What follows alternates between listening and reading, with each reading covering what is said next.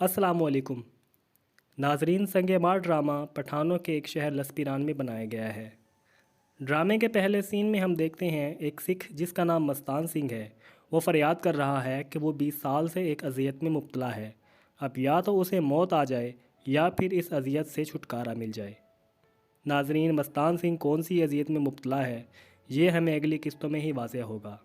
फिर अगले सीन में हम देखते हैं कि एक घमंडी सी औरत जिसका नाम जरगुना है, वो अपनी प्यारी सी बेटी जिसका नाम गुलमीना है उसके साथ अपने खेतों में है। नाजरीन, वहाँ गुलमीना अपने आशिक से मिलती है जिसका नाम हिकमत होता है। नाजरीन, दरअसल ये दोनों कज़न हैं और एक दूसरे से शादी करना चाहते हैं। गुलमीना की माँ को शक हो जाता है कि वो किसी से मिली है और पाँव के निशान देखने के बाद उसका शक यकीन में बदल जाता है। नाजरीन, ड्रामा आगे बढ़ता है और हम अपने अगले किरदार को देखते हैं जो हम सब का फेवरेट यानी आतिफ़ असलम है। ड्रामे में आतिफ़ असलम का नाम हिलमत है। वो अपने कुछ यारों के साथ एक वीराने में पनाह गुज़ीन है। वो कुछ शायराना जुमले बोलता है जिसका मतलब मुझे ये लगा कि वो ख़ुदकुशी कर लेता अगर ये अल्लाह के नज़दीक हराम ना होता। इसी दौरान हिकमत वहाँ आ जाता है और हिलमत को कहता है कि अम्मा उसे बुला रही है। नाजरीन, हिलमत उसके साथ जाने से साफ इनकार कर देता है और एक कब्र के पास बैठकर उससे बातें करना शुरू कर देता है। नाजरीन, हिलमत एक अरसे से घर नहीं गया। इसकी वजह हमें अगली किस्तों में ही वाज़ेह होगी। अब हिकमत जब घर वापस जाता है तो उसकी माँ जिसका नाम दरसंगा है उसके पास एक औरत बैठी अपने बेटे जिसने एक लड़की के लिए गक की है मदद मांग रही होती है, क्योंकि अब उसको जिंदगी का सामना करना होगा और जिसमें उसकी सज़ा यकीनी है।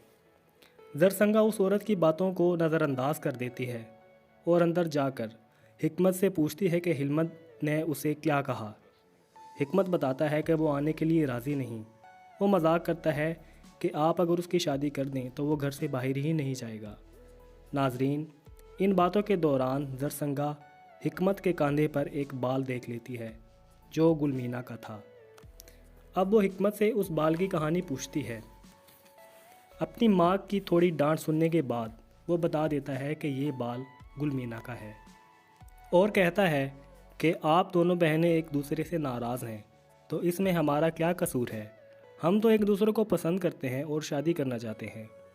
ये सुनकर उसकी माँ परेशान हो जाती है। नाजरीन, यहाँ हमें पता चलता है कि जरगुना और दरसंगा दोनों बहनें हैं और एक दूसरे के दुश्मन हैं। अब ये दुश्मनी क्यों है ये भी हमें क्लियर नहीं है।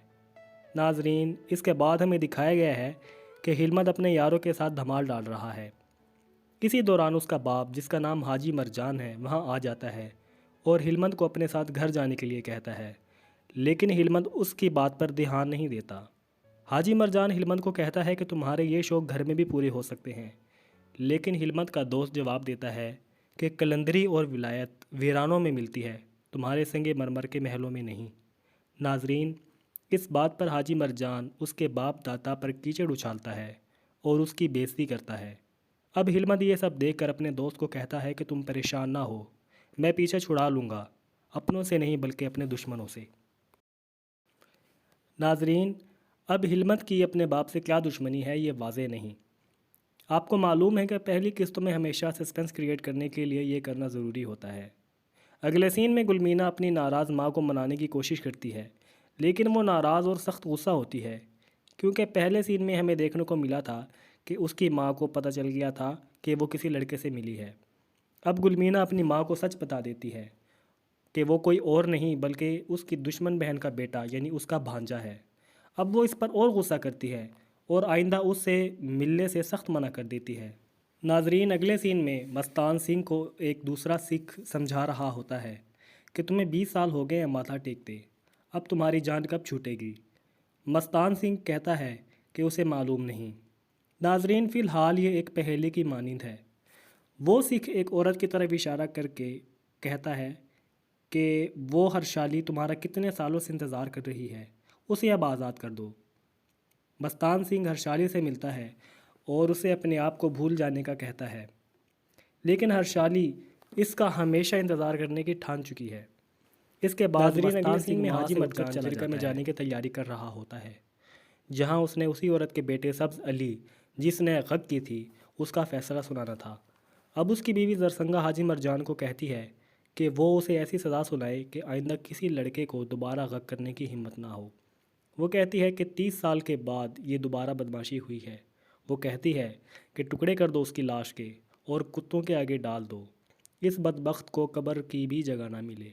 یہ باتیں کہتی ہوئی زرسنگا کہیں کھو جاتی ہے اور حاجی مرجان اسے دیکھتا رہ جاتا ہے۔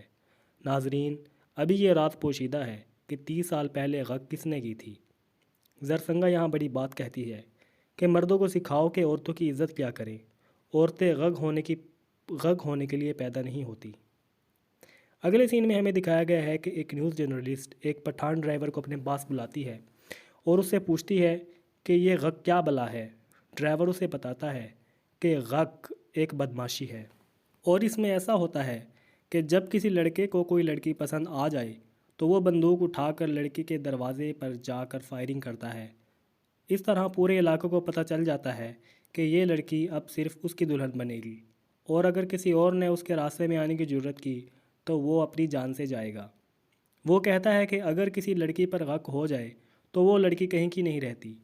ناظرین، اب وہ جرنلسٹ اس غگ پر سٹوری لکھنے کی ٹھان لیتی ہے۔ ناظرین، پہلی قسط کے آخری سین میں ہمیں پھر حکمت اور گلمینہ کو ملتے دکھایا گیا ہے۔ اس سین میں گلمینہ حکمت کو بتاتی ہے کہ اس کی ماں کو ان کی محبت کا پتہ چل گیا ہے اور اس پر بہت غصہ کیا ہے۔ وہ کہتی ہے کہ وہ اسے بھول جائے کیونکہ اتنے سالوں کی دشمنی ہے اور اسے یہ رشتہ ہونے کی کوئی امید نظر نہیں آتی۔ لیکن حکمت پر امید ہے۔